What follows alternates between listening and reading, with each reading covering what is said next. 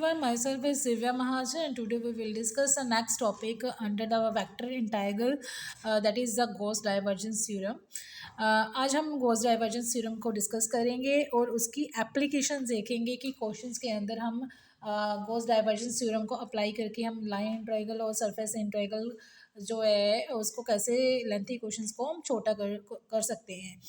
तो एक तो बात ये याद रखनी है कि गॉस डाइवर्जेंस थ्योरम हमेशा ही क्लोज्ड कर्व के ऊपर जो है वो अप्लाई होगी। ये दिमाग में अपने बात बिठा के रखनी है। मोस्टली जो गॉस डाइवर्जेंस थ्योरम है वो हमारे पास sphere, cylinder, cube, three dimensional एक तो थ्री डिमेंशंस के ऊपर जितनी भी फिगर्स होती हैं उनके ऊपर आएंगी और दूसरा है कि आपके पास जो है फिगर क्या होनी चाहिए, क्लोज्ड होनी चाहिए। तो ये दिमाग में रखना है जब भी पेपर में क्वेश्चन आए तो अगर कुछ भी नहीं दिया कि गॉस डाइवर्जेंस थ्योरम अप्लाई करनी है, चाहे आपने गॉस ग्रीन थ्योरम करनी है या स्टोक्स थ्योरम करनी है, आपको खुद देखना पड़ेगा कि आपने कौन सी थ्योरम अप्लाई करोगे। तो गॉस डाइवर्जेंस थ्योरम हमेशा ही 3D के ऊपर जो होगी, 3D फिगर्स होंगी उनके ऊपर ही अप्लाई होगी और वो फिगर्स भी क्लोज्ड होनी चाहिए। फॉर एग्जांपल जैसे मैंने आपको बताया था स्फीयर हो गया, सिलेंडर हो गया, ठीक है, और क्यूब हो गया। तो यहाँ पर जितने भी क्लोज्ड सरफेस होंगे 3D के अंदर वो गॉस डाइवर्जेंस थ्योरम के साथ हम उनके इंटीग्रेशन जो है वो फाइंड आउट कर सकते हैं। तो सबसे पहले हम करते हैं कि गॉस डाइवर्जेंस थ्योरम है क्या। तो गॉस डाइवर्जेंस थ्योरम की स्टेटमेंट क्या है कि अगर एफ आपके पास कॉन्टिन्यूसली डिफरेंशिएबल वेक्टर पॉइंट आ रहा है कि दैट इज एफ कोई वेक्टर गिवन दे रखा है जिसकी हमने इंटीग्रेशन फाइंड करनी है और वो एफ वेक्टर जो है किसी कर्व के अंडर दे रखा है और यहाँ पर स्पेशली जो है वो मैंने मेंशन कर रखा है कि क्लोज्ड सरफेस इंक्लोजिंग।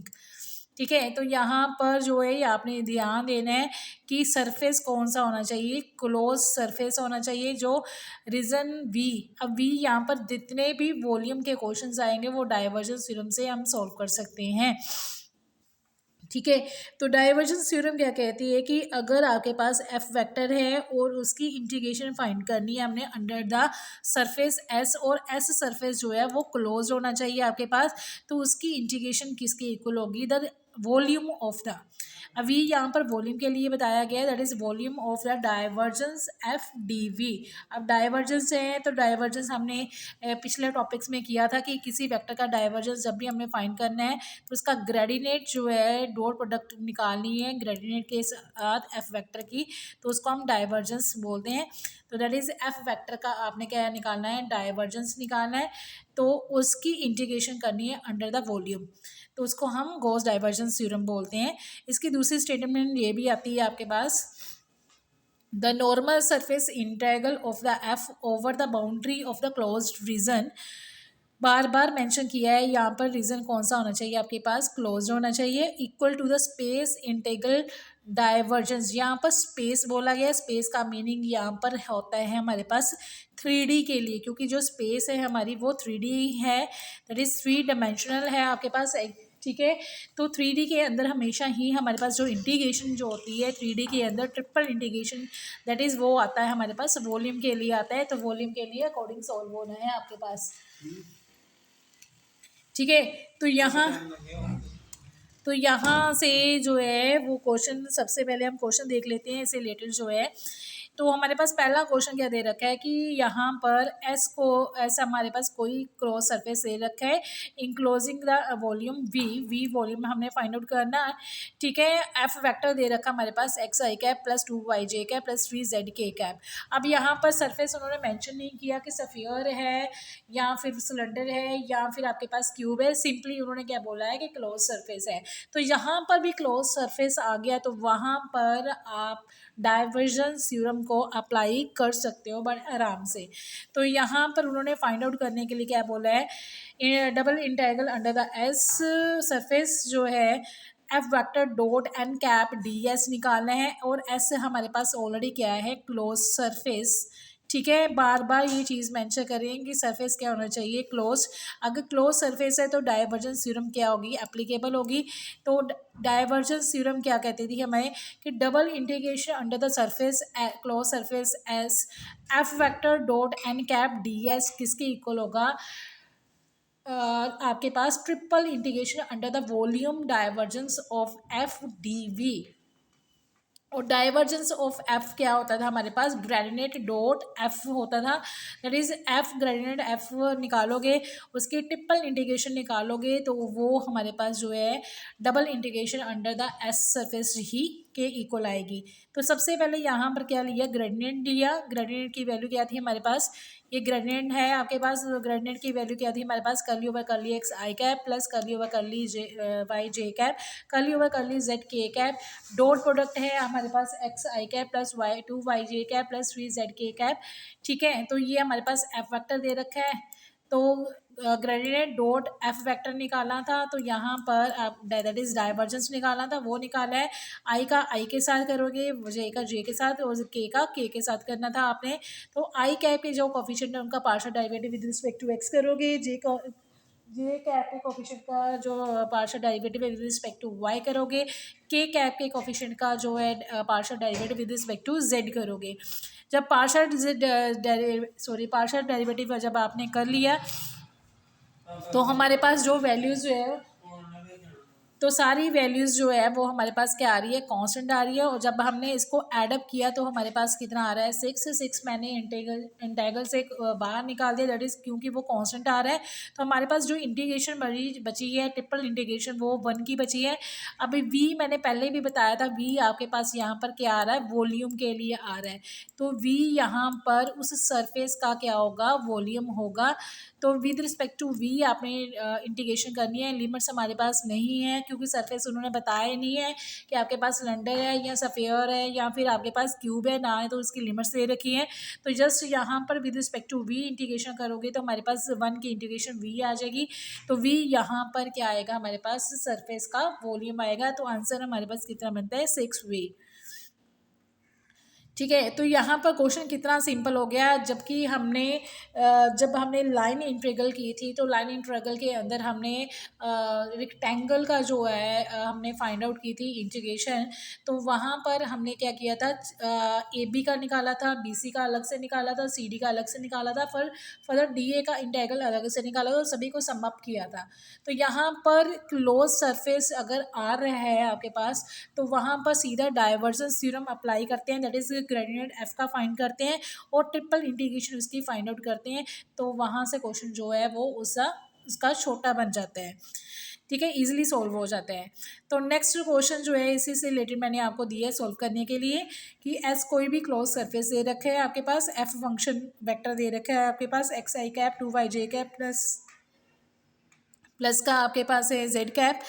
ठीक है, तो Z K cap 7 Z K cap find करना आपने, double integration under the S F dot N cap D V find करना है। तो सेम इसी मेथड से जो क्वेश्चन जो है होगा आपका पास सॉल्व होगा और इसका आंसर 10 भी आएगा।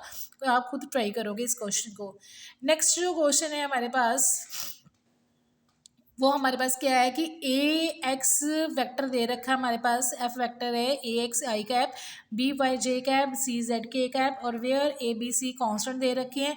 फर्दर फिर से हमने क्या फाइंड करना है, हमने फाइंड आउट करना है कि एस डबल इंटीग्रेशन फाइंड करनी है under the S F dot N N cap D S. अब एस फिर से उन्होंने क्या बोला है यहाँ पर, क्लोज सरफेस ना बोल के उन्होंने खुद क्या बोल दिया है, यूनिट सरफेस। अब यूनिट सरफेस यूनिट सफियर बोला है।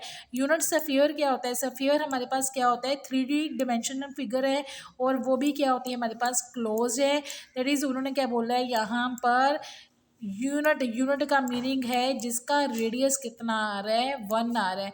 और सफियर की इक्वेशन क्या होती है हमारे पास, जो स्टैंडर्ड इक्वेशन है X square plus Y square plus Z square equal to the radius square. और रेडियस यूनिट बोला है, दैट इज यूनिट का स्क्वायर, दैट इज 1 का स्क्वायर कितना आ जाएगा, 1। तो यहाँ पर सफियर की इक्वेशन, सरफेस की इक्वेशन ऑलरेडी उन्होंने दे रखी है। जबकि पिछले क्वेश्चन के अंदर सरफेस की इक्वेशन नहीं दे रखी थी, खाली जो है आपके पास एफ वेक्टर दे रखा था। तो यहाँ पर जब हम क्वेश्चन को सॉल्व करेंगे तो सबसे पहले तो मैंने वही लिखा है, यहाँ पर आपके पास यूनिट स्फीयर है, तो यूनिट स्फीयर की स्टैंडर्ड इक्वेशन लिखी है, दैट इज रेडियस कितना आ रहा है हमारे पास 1 आ रहा है, एफ वेक्टर लिखा है। तो स्फीयर हमारे पास क्या होता है, 3D डायमेंशनल फिगर आ रही है और क्लोज फिगर होती है, तो इसके ऊपर हम गॉस डाइवर्जेंस थ्योरम अप्लाई कर सकते हैं। तो यहाँ पर double integration S under the S F vector dot N cap D S किसके इक्वल होगी, triple integration under the volume V divergence of F D V. तो यहाँ पर सबसे पहले एफ वेक्टर का डाइवर्जेंस निकालेंगे, जब डाइवर्जेंस आप निकालोगे तो हमारे पास कितना आएगा, ए प्लस बी प्लस कितना आ गया सी, ये तीनों के तीनों कांस्टेंट है, तो इंटीग्रेशन से बाहर आ जाएंगे, तो हमारे पास अंदर इंटीग्रेशन के अंदर 1 बचा। अब इंटीग्रेशन अंडर द वी करनी है, तो वी मैंने बताया था आपको वॉल्यूम है, तो वी यहाँ पर 1 की integration with respect to V करोगे तो वी आ गया आपके पास। अब वी क्या आ रहा है, वॉल्यूम। अब फिगर क्या दे रखी है, सरफेस क्या दे रखा है आपके पास, स्फीयर। अब स्फीयर का वॉल्यूम का फॉर्मूला क्या होता है हमारे पास, 4/3 पाई r³ होता है, और यहाँ पर इस स्फीयर का जो आर था और रेडियस था वो कितना था हमारे पास 1 था, क्योंकि हमारे पास यूनिट स्फीयर दे रखा था। तो यहाँ पर रेडियस की वैल्यू क्या कर देनी है आपने, फिल कर देनी है, that is 4/3 pi into A plus B plus कितना आ जाएगा, सी आ जाएगा आंसर आपके पास। पिछले क्वेश्चन में और इस क्वेश्चन में क्या डिफरेंस है कि पिछले क्वेश्चन में उन्होंने सरफेस की आपके पास कोई भी इक्वेशन नहीं दे रखी थी, तो यहाँ पर सरफेस के बारे में उन्होंने बता दिया था कि सरफेस क्या आ रहा है आपके पास, स्फीयर आ रहा है। पिछले क्वेश्चन के अंदर जो आंसर था वो वी के अंदर खाली वॉल्यूम के अंदर ही आ रहा था, और इस क्वेश्चन के अंदर सरफेस उन्होंने दे रखा है, तो आप यहाँ से सरफेस का वॉल्यूम क्या है निकाल सकते हो, तो वो वैल्यू आप क्या कर सकते हो, वी की फिल कर सकते हो यहाँ पर। बाकी क्वेश्चन तो सेम पिछले जैसा ही था ये भी। तो नेक्स्ट क्वेश्चन जो है वो दे रखा है आपके पास, double integration x plus Z D Y D Z Y plus Z D Z dx plus X plus Y D X D Y where S is the surface of the sphere. फिर से surface की equation, sphere की equation दे रखी है, X square plus Y square plus Z square equal to कितना दे रखा है, ए स्क्वायर। अब यहाँ पर जो रेडियस आ रहा है स्फीयर का वो हमारे पास कितना आ रहा है, ए आ रहा है।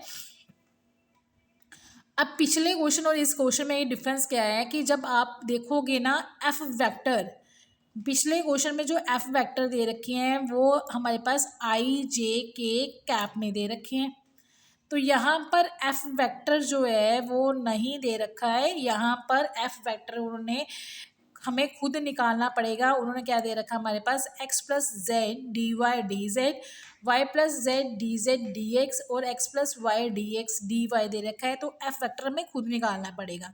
तो एफ वेक्टर निकालना, एफ वेक्टर हो है कि हमारे पास यहाँ पर डी वाई डी जेड आ रहा है। अब डी वाई डी जेड में मिस आउट क्या आ रहा है आपके पास, डी एक्स।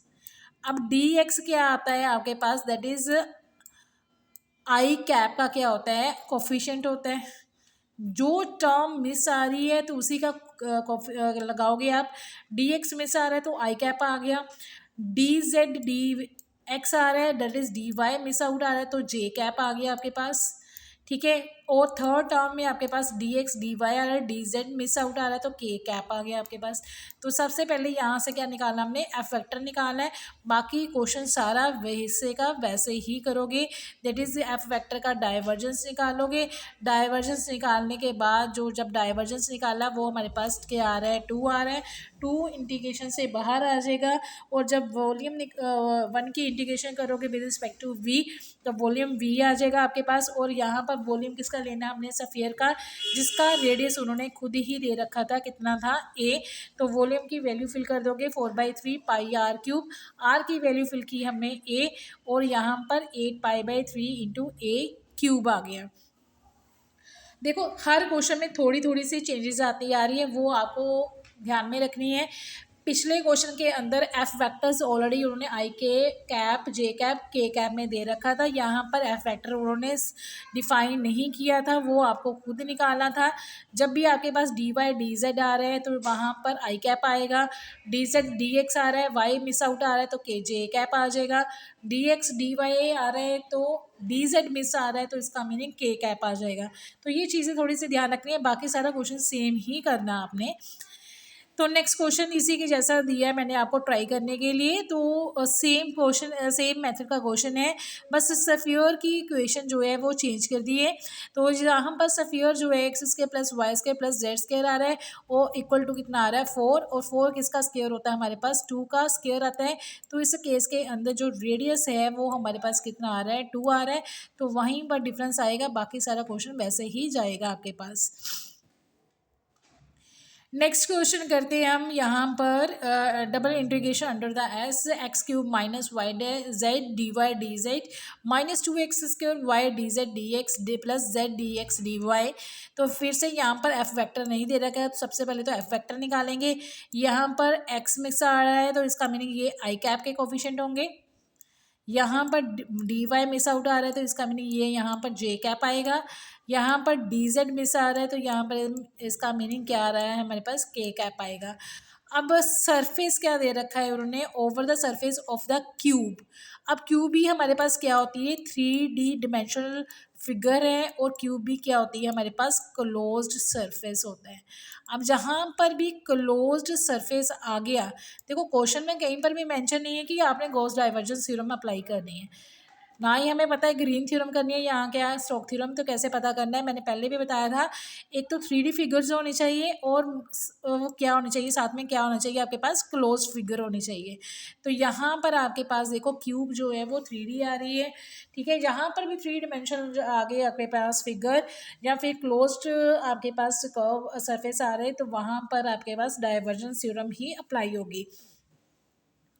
तो यहाँ पर उन्होंने साथ में लिमिट्स के लिए प्लेन की इक्वेशन दे रखी है, X equal to Y equal to Z equal to कितना है ए। अब एक लिमिट तो आपके पास ए सभी की आ जाएगी, एक्स और वाई जेड की ए की इक्वल, दूसरी वैल्यू कहाँ से आएगी, कोऑर्डिनेट प्लेन दे रखी है। कोऑर्डिनेट प्लेन का meaning that is X Y, और जो जेड है वो सभी की लिमिट जो होगी इनिशियली वो कितनी होगी 0। तो दैट इज कोऑर्डिनेट प्लेन्स होते पता है क्या है आपके पास, +1 +2 में भी पढ़ा है, वो होते हैं एक्स एक्सिस पे, वाई एक्सिस के ऊपर, जेड एक्सिस के ऊपर। तो प्लेन की अगर बात करें तो एक्स वाई प्लेन आ गया, वाई जेड प्लेन आ गया, जेड एक्स प्लेन आ गया। तो वाई जेड के ऊपर वाई जेड 0 होता है, वाई जेड के ऊपर एक्स 0 होता है, और जेड एक्स के ऊपर वाई 0 होता है। तो यहाँ से तीनों की लिमिट्स आ जाती है हमारे पास, एक्स वाई जेड तीनों ही क्या आ जाती है, इनिशियल लिमिट क्या होगी उनकी 0 होगी। तो अपर लिमिट जो उन्होंने फाइनल लिमिट जो उन्होंने ऑलरेडी दे रखी है, खुद ही ए दे रखी है। तो जब इस क्वेश्चन को हम सोल्व करेंगे डाइवर्जेंस थ्योरम से, सबसे पहले एफ लिखना है। एफ मैंने ऑलरेडी बताया था, यहाँ पर आपके पास क्या आ जाएगा आई कैप आएगा। यहाँ पर आपके पास डी वाई मिस आउट है तो जे कैप आ जाएगा, यहाँ पर डी जेड मिस आउट है तो यहाँ पर के कैप आएगा। और एफ वेक्टर का क्या निकालना था हमने, डाइवर्जेंस, यहाँ पर डाइवर्जेंस निकाला है। आई कैप के वाले का partial derivative with respect to X, J cap के कैप के कोफिशिएंट का partial derivative with respect to Y, और के कैप के कोफिशिएंट का partial derivative with respect to Z निकाला है। जब पार्शियल डेरिवेटिव किया तो यहाँ पर जो अब कांस्टेंट वैल्यू नहीं आई, वेरिएबल्स में आ रही है वैल्यू, वेरिएबल्स में वैल्यू आ रही है हमारे पास एक्स स्क्वायर प्लस 1 आ रहा है। तो यहाँ पर हम डी वी लिखते थे यहाँ पर, ठीक है। जितने भी पिछले क्वेश्चंस किए हैं वहाँ पर लिमिट्स नहीं दी थी, खाली सरफेस की इक्वेशन दी थी। तो सरफेस से हम सीधे ही वॉल्यूम के अंडर जो है इंटीग्रेशन कर देते थे, तो वहाँ पर उसकी वॉल्यूम की वैल्यू फिल करते थे। लेकिन यहाँ पर हमारे पास लिमिट्स दे रखी है, तो यहाँ पर हम इसकी इंटीग्रेशन करके लिमिट्स को क्या करेंगे, फिल करेंगे। तो जहाँ पर डी वी आ रहा था, तो डी वी क्या है वॉल्यूम, तो वॉल्यूम हमने ट्रिपल इंटीग्रेशन के अंडर किया था, तो डी वी किसके इक्वल होता है हमारे पास D X D Y D Z के इक्वल। तो यहाँ पर एक्स की लिमिट्स भी मैंने बताया था आपको कि क्या आ रही है, इनिशियल 0 आ रही है, फाइनल लिमिट क्या आ रही है, अपर लिमिट क्या आ रही है 0। वाई की भी लिमिट सेम आ रही है 0 टू ए, सी जेड की भी लिमिट सेम आ रही है 0 टू कितना आ रहा है ए। अब कांस्टेंट लिमिट आ रही है, तो जो इंटीग्रल का जो ट्रिपल इंटीग्रेशन का जो कॉन्सेप्ट है वो लगाना है। तो यहाँ पर टाइप फर्स्ट का क्वेश्चन जो है ट्रिपल इंटीग्रेशन का बन रहा है, दैट इज कांस्टेंट लिमिट आ रही है, तो सभी का सेपरेटली इंटीग्रेशन क्या कर सकते हो, सोल्व कर सकते हो। तो एक्स का इंटीग्रेशन अलग से सोल्व कर दिया, वाई वाले का इंटीग्रेशन अलग से सोल्व कर दिया, जेड वाले का अलग से कर दिया, और तीनों की क्या कर दोगे लिमिट फिल कर दोगे। लिमिट फिल करने के बाद जो आंसर बन रहा है वो हमारे पास बन रहा है a³/3 into A square plus का कितना बन रहा है 3 बन रहा है।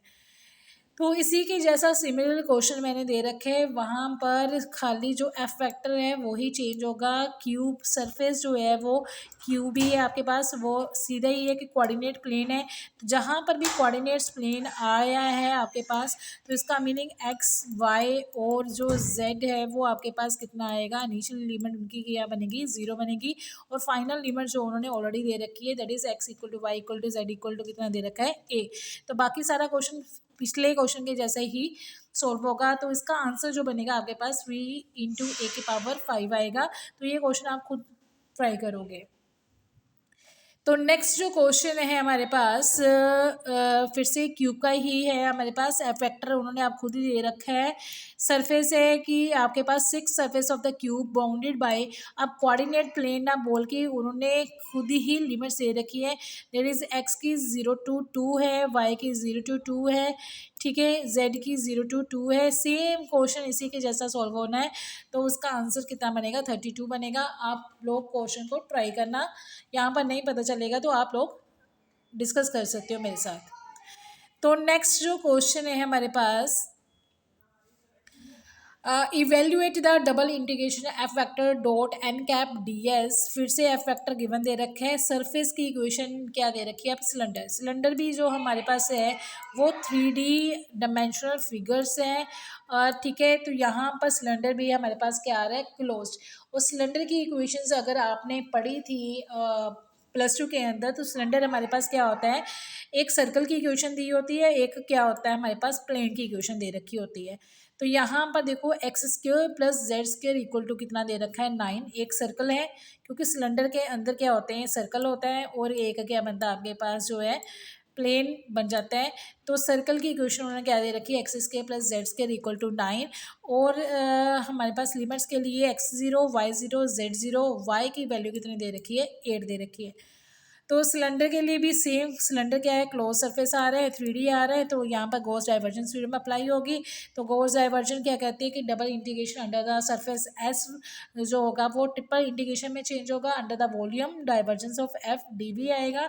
तो एफ का क्या निकालना है डाइवर्जेंस, यहाँ पर मैंने सीधा ही डाइवर्जेंस निकाला है। डाइवर्जेंस हमारे पास 1 आ रहा है, इंटू डी आ गया, डी को चेंज कर दिया हमने dy/dx dz के अंदर। अब जो लिमिट्स लेनी है ना, तो लिमिट्स के लिए देखो बड़े ध्यान से देखना पड़ेगा। जो पिछले क्वेश्चन हमने किए थे क्यूब के, तो क्यूब के अंदर तो लिमिट्स तीनों की ही एक्स वाई जेड की तीनों की क्या दे रखी थी कांस्टेंट। अब यहाँ पर एक सर्कल की इक्वेशन दे रखी है, एक आपके पास प्लेन की इक्वेशन दे रखी थी y = 0, और एक था हमारे पास y = 8। एक तो y की लिमिट तो हमें पता चली गई है कि y की लिमिट क्या है 0 to कितना है 8। एक हमारे पास x0 दिया था, ठीक है, एक दिया था हमारे पास z = 0, और साथ में हमें गिवन दिया था सर्कल की equation that is x² + z² कितना था हमारे पास 9। तो यो सर्कल की इक्वेशन दे रखी है ना, तो वहाँ से एक वेरिएबल की हम निकालेंगे जो limit in the form of variable निकालेंगे, एक की वेरिएबल की जो है लिमिट कांस्टेंट निकलेगी, ठीक है। तो y की लिमिट्स ऑलरेडी हमारे पास कांस्टेंट दे रखी है उन्होंने 0 to 8।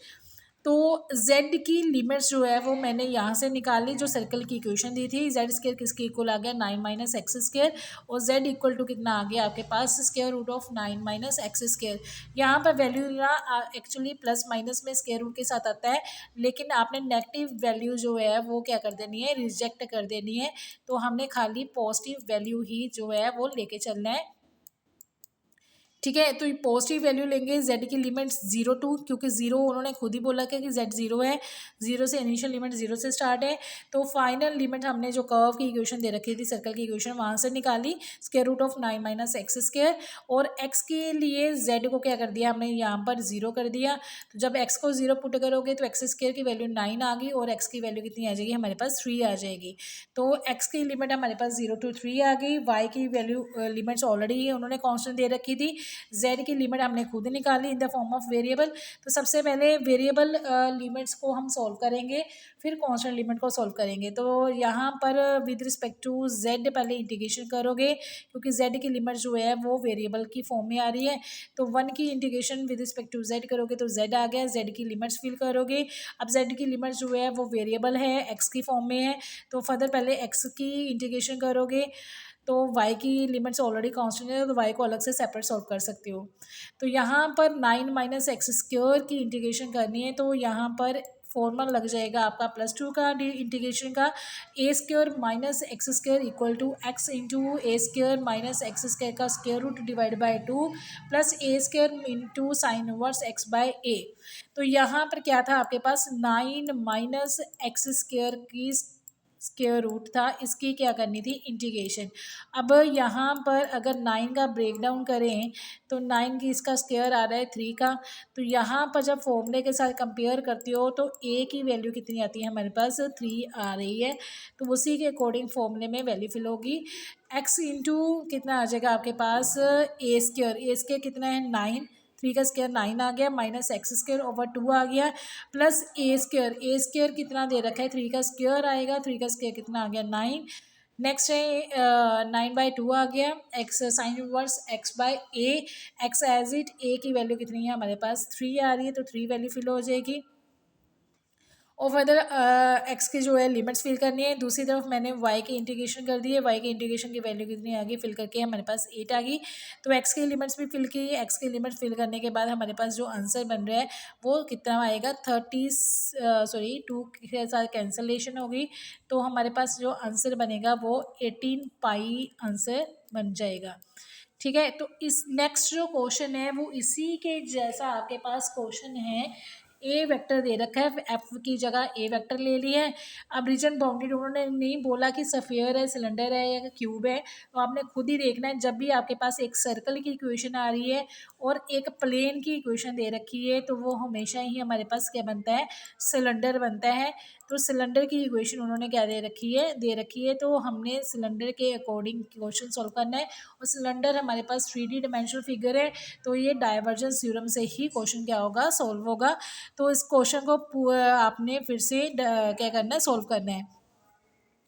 पिछले और इस क्वेश्चन में क्या डिफरेंस क्या दे रखा है, जो पिछले क्वेश्चन के अंदर जो सरफेस की इक्वेशन सर्कल की इक्वेशन दे रखी थी उसमें उन्होंने X square plus Y square की जगह जेड स्क्वायर दे रखा था। बस यहाँ पर जो पिछले क्वेश्चन में वाई की लिमिट कांस्टेंट दे रखी थी और इस क्वेश्चन के अंदर जेड की लिमिट क्या दे रखी है कांस्टेंट दे रखी है। बाकी सारा क्वेश्चन वैसे ही करना है आपने। एफ का डाइवर्जेंस निकालना है, लिमिट्स लेनी है। अब लिमिट्स यहाँ पर एक चीज़ का और दिमाग में रखना है कि जो z की लिमिट है वो तो हमें उन्होंने खुद ही दे रखी है, 0 to कितने लेनी है 3। पिछले क्वेश्चन के अंदर यहाँ पर जो स्टेटमेंट थी पिछले क्वेश्चन के अंदर, वहाँ पर स्टेटमेंट में क्या दे रखा था हमारे पास कोऑर्डिनेट प्लेन, सॉरी यहाँ पर इस जो पिछला क्वेश्चन था पिछले क्वेश्चन के अंदर हमारे पास एक्स भी 0 बोला था, वाई भी 0 बोला था और जेड भी क्या बोला था, सॉरी ये क्वेश्चन था हमारे पास। तो इस क्वेश्चन के अंदर हमारे पास जो है एक्स भी 0 बोला था, वाई भी 0 बोला था, तो जेड भी 0 बोला था। इसीलिए तीनों की इनिशियल लिमिट हमने क्या ली थी 0 ली थी। लेकिन जो नेक्स्ट जो क्वेश्चन हम ट्राई कर रहे हैं, क्वेश्चन तो है तो सेम वैसा ही है, लेकिन यहाँ पर सिर्फ जेड को 0 बोला है। दैट इज जेड की जो इनिशियल लिमिट होगी, लोअर लिमिट आएगी वो 0 to जाएगी, 0 to कितनी जाएगी 3 जाएगी।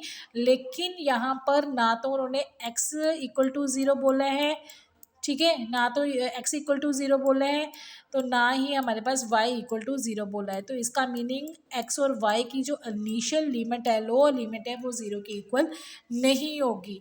तो यहाँ पर जब आपने लिमिट्स निकालनी है x और y की, वो दिमाग में रखना है। बाकी सारा क्वेश्चन सेम वैसे ही आएगा। दैट इज़ f का डाइवर्जेंस निकाला, डाइवर्जेंस निकालने के बाद हमारे पास ये टर्म आ रही है। फिर हमने लिमिट्स लेनी है, z की लिमिट्स उन्होंने खुद ही बोली थी, 0 to कितनी आ गई 3 आ गई। जब y की लिमिट्स आपने निकालनी है तो y की लिमिट्स के लिए हमने X square plus Y square equal to कितना दे रखा है 4। तो वाई की जो वैल्यू है वो क्या आ जाएगी प्लस माइनस स्क्र रूट में क्या आ जाएगी आपके पास 4 माइनस का कितना आ जाएगा एक्स स्क्र। तो यहाँ पर y नॉट इक्वल टू क्या बोला था 0 के इक्वल नहीं बोला है। तो यहाँ पर y की इनिशियल लिमिट हमें 0 नहीं लेनी। तो यहाँ पर y की जो लिमिट होगी -2 minus square root of 4 minus X square to positive 4 minus X square आएगी। और जब x की लिमिट्स निकालनी है तो y को यहाँ पर 0 कर देना है। तो यहाँ पर x की जो वैल्यू आएगी वो प्लस माइनस कितना आ जाएगा आपके पास 2 आ जाएगा। तो नेगेटिव वैल्यू यहाँ पर रिजेक्ट नहीं करनी क्योंकि x उन्होंने 0 के इक्वल नहीं बोला। तो x की लिमिट जो होगी वो -2 से पॉजिटिव 2 आएगी। तो पिछले क्वेश्चन और इस क्वेश्चन में यहाँ पर डिफरेंस यहाँ पर लिमिट्स में आएगा, बाकी सारा क्वेश्चन वैसे ही जाएगा। तो यहाँ पर सबसे पहले इंटीग्रेशन की है ये विद रिस्पेक्ट टू जेड की लिमिट कांस्टेंट थी तो जेड के अकॉर्डिंग इंटीग्रेशन कर दी। ठीक है, तो यहाँ पर 4 कांस्टेंट आ रहा है, 4 के साथ भी जेड आ गया, वाई भी 4y कांस्टेंट आ रहा है जेड के लिए तो यहाँ पर भी जेड आ गया। 2 जेड्स की आ गई 2 जेड स्क्वायर बाय 2। तो यहाँ पर जेड की फर्दर लिमिट्स फिल कर दी। लिमिट फिल करने के बाद हमारे पास फंक्शन वाई के अंदर बन रहा है। तो विद रिस्पेक्ट टू वाई हमने इंटीग्रेशन की क्योंकि वाई की लिमिट्स भी हमारे पास वेरिएबल में आ रही है। तो सबसे पहले वही इंटीग्रेशन सॉल्व होगी। तो y के रिगार्डिंग इंटीग्रेशन सॉल्व की तो y के बाद में वैल्यू फिल की, लिमिट्स फिल की। तो लिमिट्स फिल करने के बाद हमारे पास इतनी टर्म आ रही है। तो उसके बाद विद रिस्पेक्ट टू हमने क्या करना है x के रिगार्डिंग हमने क्या करना है फाइंड आउट करने हैं। तो आप डायरेक्ट फॉर्मूला भी लगा सकते हो यहाँ पर ए स्क्वायर माइनस एक्स स्क्वायर का स्क्वायर रूट का इंटीग्रेशन का, या फर्दर जो है वो फॉर्मूला जो है +2 के ही थ्योरम्स का रिजल्ट लगा सकते हो डेफिनेट इंटीग्रल का। तो यहाँ पर एफ ऑफ एक्स कितना दे रखा है 4 माइनस एक्स स्क्वायर।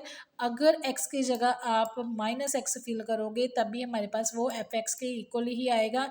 और जब हमारे पास एफ ऑफ माइनस जो है x जो है वो पॉजिटिव एफ ऑफ एक्स के इक्वल ही आता है तो एफ एक्स क्या होता है हमारे पास इवन फंक्शन आ जाता है।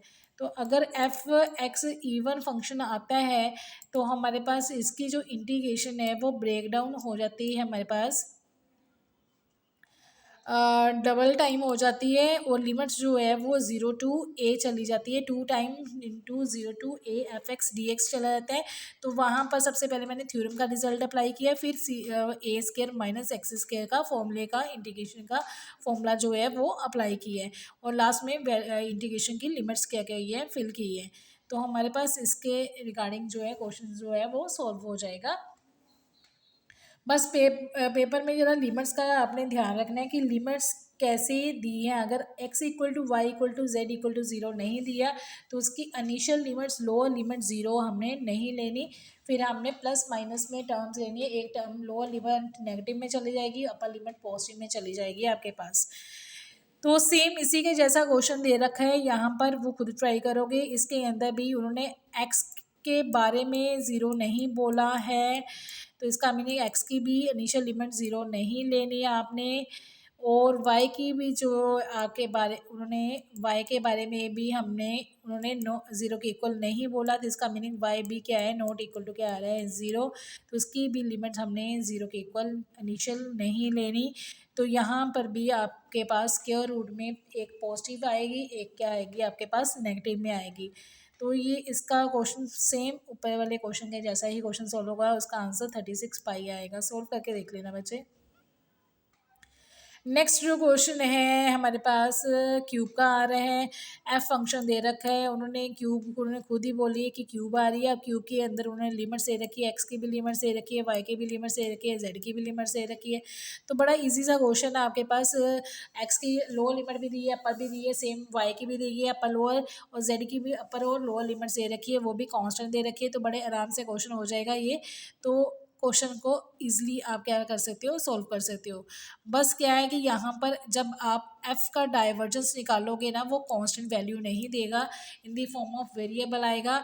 तो पहले विद रिस्पेक्ट टू आपकी मर्जी, विद रिस्पेक्ट टू x करो, विद रिस्पेक्ट टू y करो, या विद रिस्पेक्ट टू z करो, ये आपके ऊपर डिपेंड करता है क्योंकि तीनों की लिमिट्स क्या आ रही हैं कांस्टेंट आ रही हैं। तो इस क्वेश्चन को बड़े आराम से क्या कर सकते हो आप सोल्व कर सकते हो। नेक्स्ट क्वेश्चन जो है हमारे पास दे रखे है कि हमारे पास एफ वेक्टर, फिर से इंटीग्रेशन निकालें under the curve surface S, F vector की dot D N cap D S के साथ एफ वेक्टर दे रखे हैं हमारे पास। और जो सरफेस दे रखा है वो हमारे पास सफियर है जिसका रेडियस कितना आ रहा है ए। तो सेम वैसे ही क्वेश्चन आ जाएगा आपके पास यहाँ पर। ठीक है, तो जब डाइवर्जेंस निकाला है तो पहले और इस क्वेश्चन के अंदर क्या डिफरेंस है, तो यहाँ पर डाइवर्जेंस की वैल्यू कांस्टेंट नहीं आ रही, डाइवर्जेंस की वैल्यू क्या आ रही है 3x² प्लस 3y² प्लस 3 का z²। अब 3 कॉमन निकल जाएगा, अंदर के आगे x² plus y² plus z², और x² plus y² plus z² की वैल्यू कितनी दे रखी थी उन्होंने a², तो वो भी आप सीधे फिल कर सकते हो। ठीक है, तो यहाँ पर सीधी वो वैल्यू भी फिल कर सकते थे। यहाँ पर क्वेश्चन को मैंने दूसरे मेथड से कर दिया है, तो आप इस मेथड से भी क्वेश्चन को कर सकते थे। ट्रिपल इंटीग्रेशन आ गई under the V, x² plus y² plus z² की वैल्यू कितनी थी a², D we as it. ठीक है, 3 एज इट 3 a² कॉन्स्टेंट बाहर निकल गया, तो हमारे पास जो इंटीग्रेशन बनी अंडर द वॉल्यूम वी वो 1 की आई। जो 1 की इंटीग्रेशन करोगे तो वो हमारे पास कितना बन जाएगा 3a² एज इट, तो 1 की इंटीग्रेशन v आ गई, तो v की वैल्यू फिल कर देना। v की वैल्यू कितनी है हमारे पास 3a² as it volume of the sphere, sphere का वॉल्यूम कितना होता है हमारे पास 4/3 पाई आर क्यूब। अब आर क्या है यहाँ पर a, तो यहाँ पर कितना आ जाएगा a³। 3 के साथ 3 कैंसिल हो गया, हमारे पास a की क्यूब और a की स्क्वायर कितना बन गया a⁵। ठीक है, 4 ऊपर आ रहा है, 4 a⁵ नीचे कितना आ गया पाई। तो वो सीधे इस मेथड से भी क्वेश्चन सॉल्व कर सकते हो। आंसर चेक कर लेते हैं ये सेम आ रहा है कि नहीं। तो यहाँ पर जो है आंसर 3a² बन रहा था आपके पास 4/3 pi, volume of sphere 4/3 pi R cube ही होता है हमारे पास। तो यहाँ पर आंसर में थोड़ी सी दिक्कत आ रही है, चलो देख लेते हैं। तो यहाँ पर अगर इस मेथड से क्वेश्चन ना सॉल्व करोगे तो आपके पास पोलर कोऑर्डिनेट्स के अंदर क्या करना पड़ेगा, आपको चेंज करना पड़ेगा। ठीक है, polar coordinates x² plus y² plus z² की वैल्यू फिल नहीं करनी, तो पोलर कोऑर्डिनेट्स के अंदर चेंज करोगे। पोलर अभी सफेयर आ रहे हैं, तो वो सफेरिकल कोऑर्डिनेट के अंदर जो होगा वो चेंज होगा आपके पास। तो सफेरिकल कोऑर्डिनेट में हम क्या लिखते थे, एक्स को R cos theta sine 5 put करना, वाई को R sine theta sine 5 put करना। ठीक है, और जेड को पुट करना आपने आर कोस 5। डी वी की वैल्यू क्या आती थी हमारे पास D X D Y D Z, और उसकी वैल्यू क्या होती थी हमारे पास Jacobian of D R D theta D phi. तो जकोबियन इस केस में जब स्फेरिकल कोऑर्डिनेट लेते थे तो उस केस में जकोबियन की वैल्यू कितनी आती थी हमारे पास साइन² साइन फाई। तो यहाँ पर सबसे पहले मैंने सिर्फ फर्स्ट ऑक्टेंट लिया है, क्योंकि सफियर के अंदर हमारे पास 8 ऑक्टेंट आते हैं। जैसे क्वाड्रेंट 4 होते हैं 2D डायमेंशन में, 3D डायमेंशन में हमारे पास ऑक्टेंट कितने होते हैं 8 होते हैं। तो मैंने यहाँ पर फर्स्ट ऑक्टेंट का लिया है, तो फर्स्ट ऑक्टेंट में थीटा की लिमिट भी कितनी आएगी 0 to π/2, फाई की लिमिट भी कितनी ले ली 0 to π/2। तो रेडियस ऑलरेडी हमारे पास 0 to कितना जा रहा है a। तीनों की लिमिट्स फिल कर दी, x² plus y² plus z² की जो वैल्यू निकलेगी वो कॉमन तीनों की वैल्यू फिल कर दी एक्स वाई जेड की, और कॉमन निकालने के बाद डी एक्स डी वाई की वैल्यू फिल कर दी आपने। सारा कुछ कॉमन निकालने के बाद हमारे पास कितना बचेगा r⁴ sine 5 D theta D R. ठीक है, बार 24 भी आ रहा है। तो यहाँ पर इंटीग्रेशन आर की करोगे, तीनों की लिमिट्स क्या आ रही है कांस्टेंट आ रही है, तीनों को सेपरेटली सॉल्व कर दिए यहाँ पर। ठीक है, तो लिमिट्स मैंने क्या ली थी यहाँ पर एक ऑक्टेंट की ली थी। तो एक चीज़ आपको और बताना था, तो हमारे पास कितने ऑक्टेंट टोटल ऑक्टेंट कितने होते हैं हमारे पास 8। जितना भी यहाँ पर आंसर आना था तो उसको क्या करना था हमने 8 के साथ क्या करवाना था मल्टीप्लाई। तो मैंने यहाँ पर स्टार्टिंग में ही मल्टीप्लाई करवा रही है, इस बात का दिमाग में रखना, क्योंकि यहाँ पर जो हमारे पास इंटीग्रेशन कर रहे थे तो इंटीग्रेशन में 3 ऑलरेडी बाहर आ रहा था। तो जब पोलर कोऑर्डिनेट्स के स्फेरिकल कोऑर्डिनेट्स के अंदर चेंज करोगे तो हमने लिमिट्स जो ली हैं वो फर्स्ट ऑक्टेंट की ली है, लेकिन हमें पूरा स्फीयर निकालना है, तो इसलिए यहाँ पर जो है हमने 8 के साथ क्या कर दिया है, मल्टीप्लाई। और इस पॉइंट को ज़रा नोट करना आपने, 3 इंटू 8 कितना आ गया आपके पास, 28। बाकी इंटीग्रेशन तो आपके पास सिंपल ही है। तो जब इंटीग्रेशन सॉल्व करोगे तो आपके पास 12 पाई ए की पावर 5/5 आएगा। तो यहाँ तक जो डाइवर्जेंस थ्योरम के क्वेश्चन जो है, अलग अलग टाइप के क्वेश्चन जो मैंने आपको बता दी हैं। किसी में लिमिट्स कांस्टेंट आ रही है, किसी में वेरिएबल खुद निकालनी पड़ी है, कहीं पे लिमिट्स जो है लोअर जो है वो ज़ीरो जा रही है, और कहीं में लोअर लिमिट ज़ीरो ना जाके स्क्वायर रूट में पॉजिटिव और नेगेटिव टर्म्स में आ रही है। तो यहाँ पर जो क्वेश्चंस हैं, फिर से रिपीट कर रही हूँ कि डाइवर्जेंस थ्योरम क्वेश्चंस में आपने खुद ही देखना है कि कहाँ पर 3D डिमेंशनल फिगर्स आ रही हैं, और कौन सी फिगर्स जो है 3D दे रखी है साथ में, और क्लोज्ड फिगर्स आ रही हैं, क्लोज्ड जो सरफेस आ रहे हैं, उन्हीं के ऊपर डाइवर्जेंस थ्योरम जो होगी वो अप्लाई होगी।